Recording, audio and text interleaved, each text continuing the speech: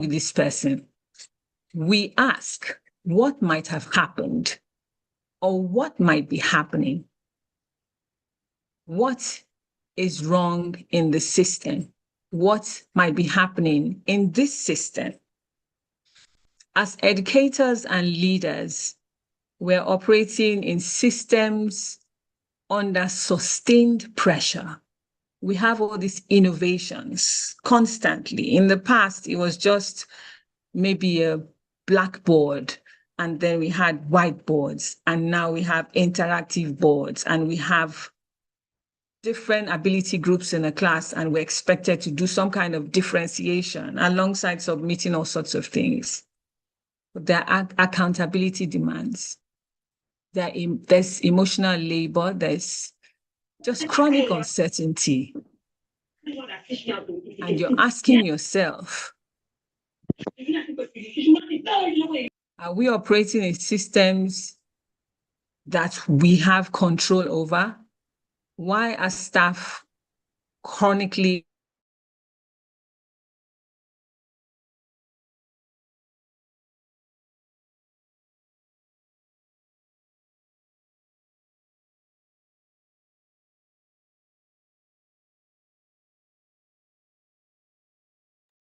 So sorry, Madam Abili. Kindly unmute yourself. So sorry, please. And then continue. Sorry, Lord. Kindly unmute yourself and then continue.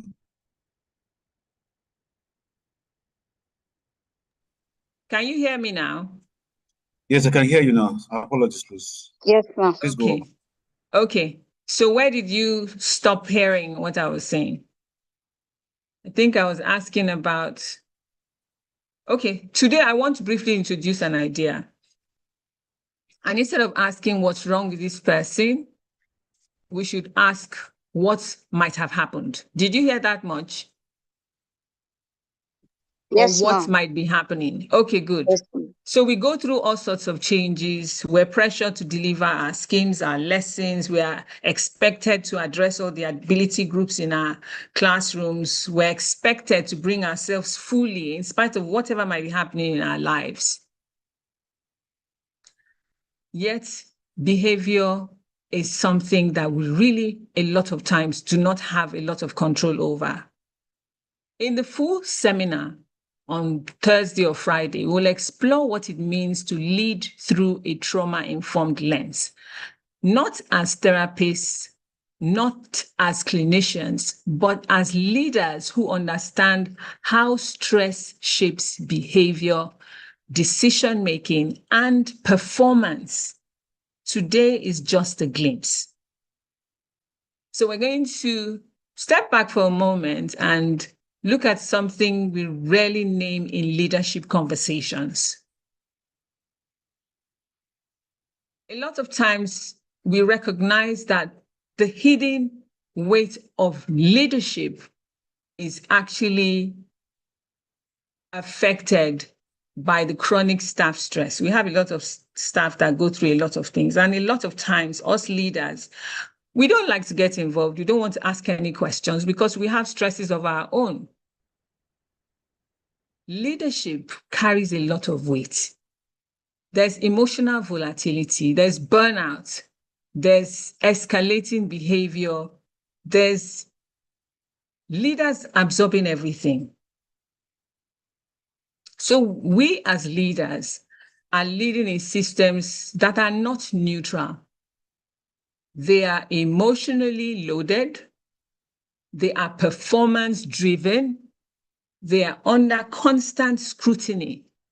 When did you submit this? What kind of lesson was that? Students were asleep in your class. Why was everybody asking to exit for the bathroom? And over time, sustained stress does something very specific, not just to the students, but to the adults, to the teachers.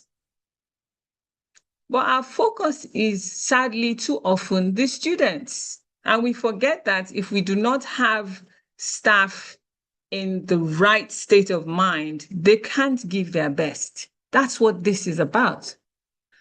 I'm not going to take us deep into neuroscience. That's not what this is about.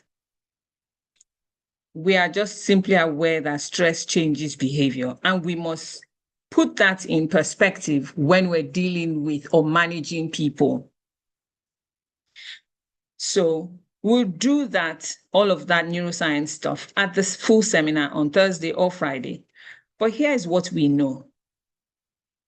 When people operate under chronic stress, going through traffic every day, having to deliver on deadlines, their capacity for flexibility, perspective taking, and emotional regulation decreases, whether we admit it or not. In other words, the very skills we expect most from professionals under pressure are the first to erode. Those very skills, they will erode. How do they take decisions? How do they perform better? How can they be flexible if, for instance, a student just barges into class? A regulated teacher knows not to just explode because we don't know what that student has gone through. But a dysregulated teacher might instantly ask the student to get out, disrupting his lesson. But a teacher who knows that there's somebody out there who might ask me, what's going on? You're not yourself today, might take a moment and be a little patient for somebody else. So the very skills we expect most from the professionals under pressure are the first to erode. Let's keep that in mind. It's not incompetence, it's physiology. Once we can process that as leaders, everything falls into shape. Behavior is often communication. We often say, oh, someone is being resistant or defensive or is disengaged or is reactive. But what if we translated these differently? Rather than saying someone is resistant, we might say, it's possible this person is protecting capacity, doesn't want to expose himself as incompetent because he's not ready or she's not ready or wasn't prepared to deliver. So there's resistance, which is the traditional view. The trauma-informed lens would look at that as possibly a staff or a teacher protecting capacity. Then the traditional view of being defensive. Oh, whenever I speak to this person, he has 1,000 words before I even complete a sentence. How about if it's possible that this person is guarding safety? Not just protecting their capacity this time, but please don't disrespect me in the presence of my students or in the presence of my subordinates. Then there's disengagement, that traditional view of being disengaged. What if, from a trauma-informed lens, you think, is this person overloaded with work? Is he exhausted from too many deadlines? Is she being given too many responsibilities? So they're not quite disengaged like you would view them traditionally, but there might be some background to that. Then there's also the traditional view of being reactive. What if this person is dysregulated because of something going on in their personal lives that they haven't even shared with anybody because nobody cares to know? You're meant to be here at 8. Why are you here at 8:10? And this is not a behavior that is typically associated with this person. So to be honest, we need to try and reframe this traditional view. Behavior is very often communication, but how are we translating these observations as leaders. This is what we're going to be talking about. Now, there's the Insight framework. I've kind of developed a framework that we'll explore fully in the seminar that is called Insight. It's structured, it's practical, and it protects standards while building psychological safety. You will learn a lot about psychological safety. And in very simple terms, psychological safety is people feeling confident enough or comfortable enough to express their views or call out situations or make suggestions that can move an organization forward rather than cowering or keeping quiet because they're afraid of being embarrassed or they're afraid that they might be looked at as, oh, you just joined the team, who are you to speak up, please sit down, as being loud or too confident and all of that. But we'll learn a bit more about psychological safety. And to be honest, when we realize the benefits to it, we will try and adjust some of our systems and processes to ensure that this is part of the culture. So today, I just want to give you a sense of its direction. That's this framework that we'll explore fully at the seminar.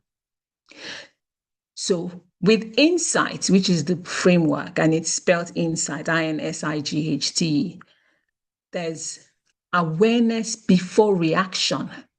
A lot of experienced leaders will find that when you are aware of some background to a situation, for instance, I'll use a child this time, but we're going to focus on how we manage the people because we want the students to get the full extent of all of the knowledge that the teachers can pass on to them. If we have some awareness before we react, it's different.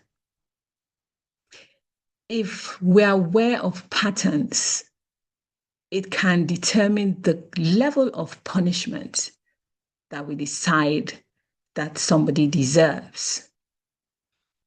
If we think about safety before strategy, a lot can change. So this is just a glimpse of what the framework is about. We'll unpack the full model on Thursday or Friday. So I'm hoping to see all of us there. So that's a snapshot really of what this is about. I want to leave you with one final thought. In schools, we talk a lot about behavior management, and we talk far less about nervous system management. And yet, every meeting you lead, every difficult conversation you have, every response to conflict, you are shaping the emotional climate of your system, of your school. Leaders don't just set direction, they set tone. They set safety. They set possibility. If behavior is communication, what might your system be communicating right now?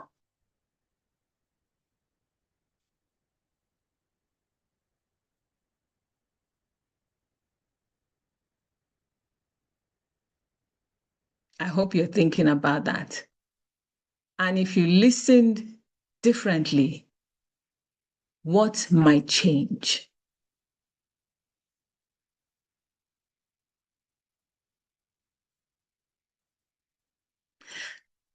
I really look forward to exploring that with you at the seminar.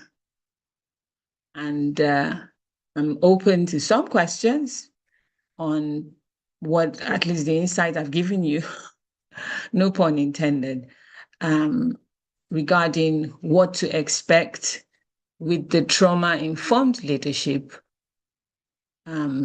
as an innovative method of leading our teams and our schools.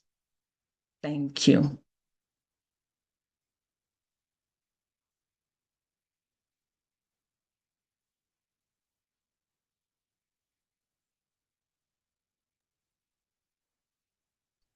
All right. Wow, thank you very much, Madam Abeli. Over to you, Ma'am. Please go. Not much to say, but that was totally expository, and it's so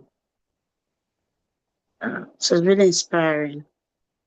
And I know every educator present here is looking forward to Thursday and Friday, where she will break down everything. So, but I want to just ask a question. Yeah. You know, she said we should change from the traditional method of asking questions. But in as much as we want to change from the traditional way of asking questions, maybe as leaders and stuff, but are there still people, apart from, are there still people that, you know, you're kind of giving instructions and they are just being defensive? Can we say there are people like that? Oh, yes. Yes, absolutely. And that's why you have to identify whether there are patterns to behavior. Sometimes it's very clear. You know who your staff are over time. You know those that submit maybe their lesson plans on time, those that are prompt to class, those whose students are very happy to talk about when you ask them who's your favorite teacher, those who are prompt to school. It's those ones usually that we should be a little patient with, because they have proven to us that there's dedication, if you will. There's, you know, they're happy with the work that they do. They want to make an impact. You know, they want to deliver on the goals that have been set. But then also those ones who are chronic latecomers. That's not to say you shouldn't ask what's going on with them, but you find that by the time you ask once, twice, 3 times, even they will start to feel uncomfortable. That's not to say that you shouldn't issue queries. What I'm saying is take a pause and ask, okay, what could be happening here? Give them an opportunity. They will run out of excuses by the second time, maybe third time you ask, what's going on here? And it's less stressful for you because you are blowing a fuse. You're upset that this person is late again. What's going on here? Oh God, blah, blah, blah. You know, sometimes just say, okay, I'd like you to see me immediately after your lesson and say, I didn't like what you did. You showed up late again. Can you explain what happened? We have a way that, you know, the sequence to disciplining staff, and that's to ensure that there's some balance. You know, you don't just impulsively sack someone because they showed up late to work. You ask, hey, what's going on with you? You know, you're expected to be here at so and so time. You're supposed to have submitted. You have trackers that are giving you feedback on how this person works, even with their line managers, whether it's the HODs or whoever they report to. So it's a lot of us leaders might not even be practicing some patience at all, because we have there are different types of leadership. I don't want to go into that, but we all have different styles of leading. There's the servant leader, there's the autocratic, there's different kinds of leaders. And we would unpack some of these and ask ourselves how we lead, and then maybe come to a decision on some changes we might make. It's not going to be like, oh, everything is going to change like from what you're doing.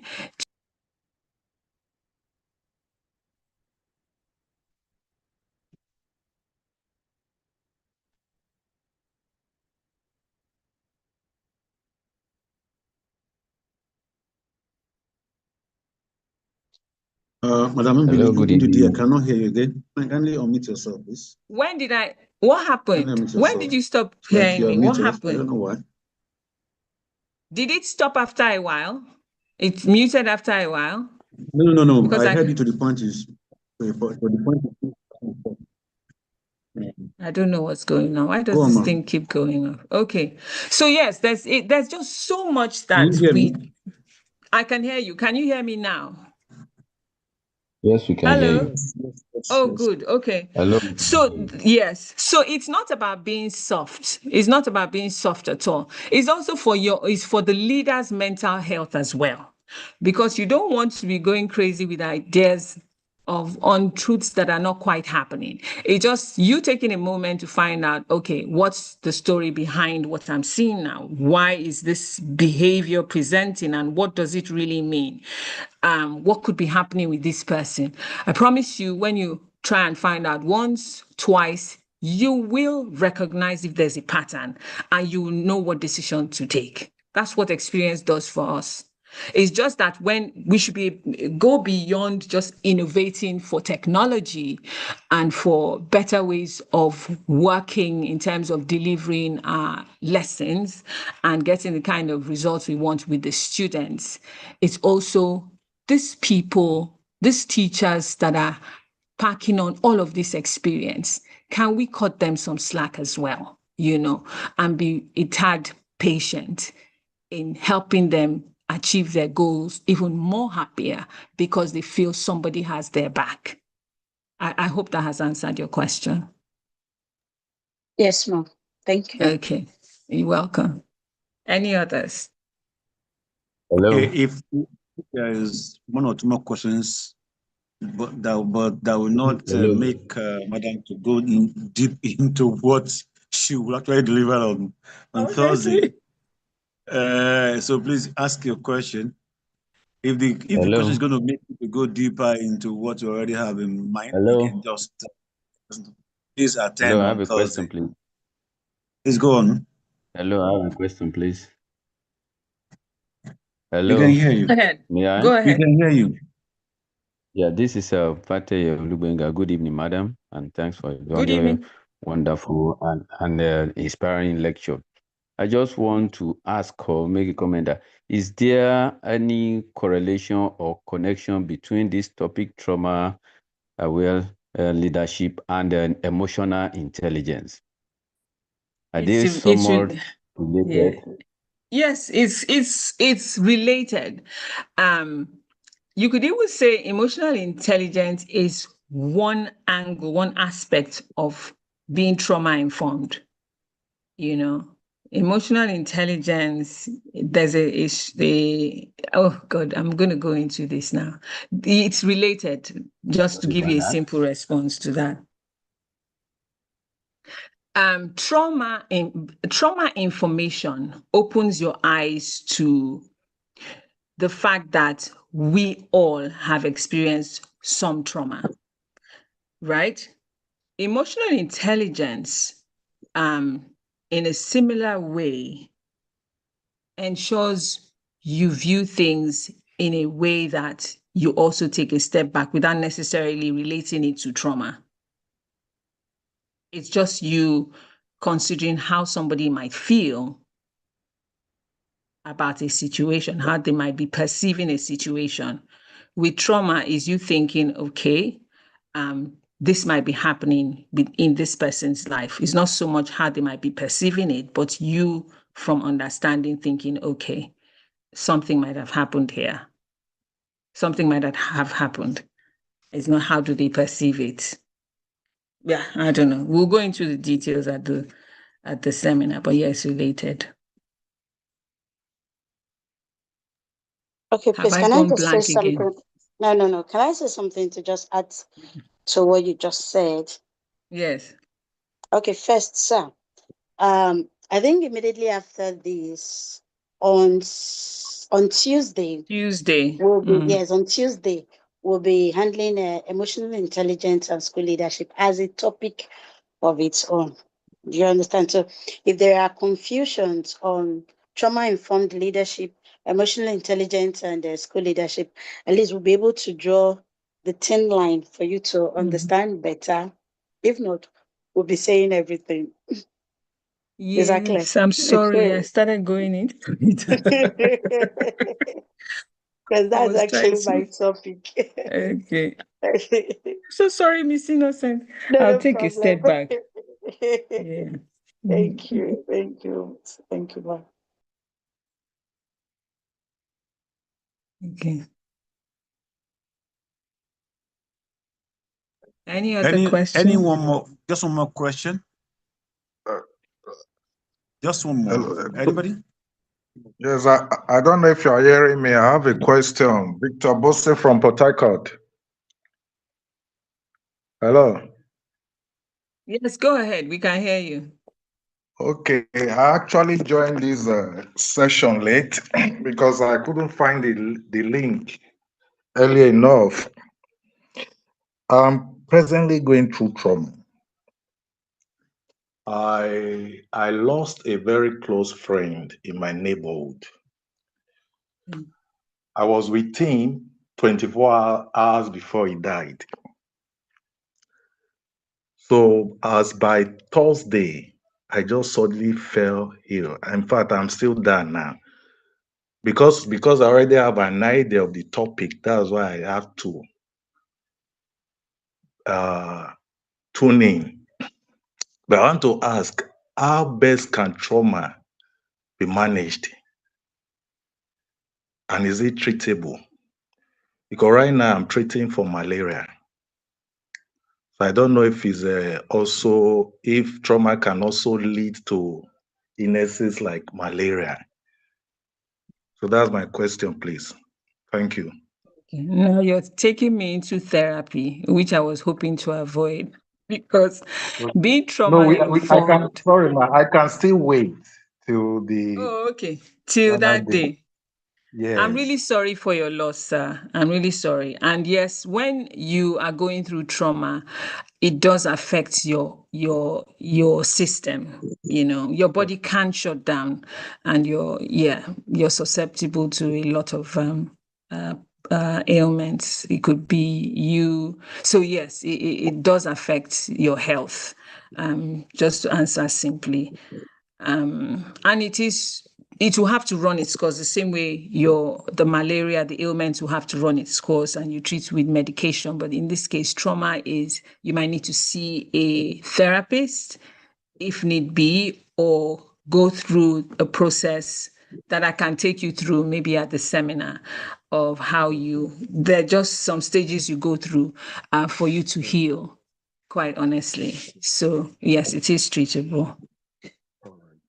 Thank you, ma'am. You're welcome. I've noted your name, Mr. Victor Bosse. Okay, yeah. Thank you very much, everybody. Mrs. Innocent, over to you to round off. Thank you. Wow. Mr. Victor, please, I'm sorry for your loss. I'm totally sorry for your loss. Okay. And Mrs. Abili, I want to say a very big thank you. Dr. Adedamola, thank you. I noticed Dr. Fowe is around. Thank you so much, sir, for enriching the program. And also, I want to say a very big thank you to all the participants. There are some people that has been very, very consistent in these tester classes. I appreciate you and I appreciate your presence. So we'll be looking forward to Tuesday, where we'll be talking about emotional intelligence and school leadership. But in the absence of any other question, I think we'll call it a day. Thank you so much. Except Dr. Adedamola has something to say. Thank you very much. Okay. Nothing to say, just that we'll be expecting you to be, or as she said, on our final class coming up in 2 days' time. That is on Tuesday. At the same time, here on Zoom, 8 o'clock to 8:30 on Zoom here. And then also don't forget that the real program is coming up in Lagos, 26th and 27th. That is the Thursday and Friday of this week, this new week. So your school leader is sure to come with your team. It's a free session. The 1 and the 2, they are free. It's a free edu conference. They're not paying anything. So it's just kind of a way of related platform giving back to the society through the visionary Mrs. Mola Innocent. So thank you very much, everybody. I especially thank you very much, my wonderful friend. I love her so much, as Madam Ndudi Abili. You need to come around on Thursday as she delivers more than 1 hour of an awesome session. I'm sure the taster class she gave you tonight, yeah, I'm sure you enjoyed it. Don't forget, it's recorded. It's recorded and it's also being streamed live on YouTube. So the link to the stream will be sent to you. Either I will send to you, maybe the link to the one that's been saved on Zoom. Either anyone shall use. Anybody who misses this class can have the link to the recorded session. So on this note, I will have to tell everybody, thank you very much for being around once again, and have a beautiful night. And God bless. See you on Tuesday for the last taster class, and see you on Thursday and Friday for the program itself. So have a very beautiful night and sweet dreams. Thank you. Thank you so much. You're welcome. Yeah.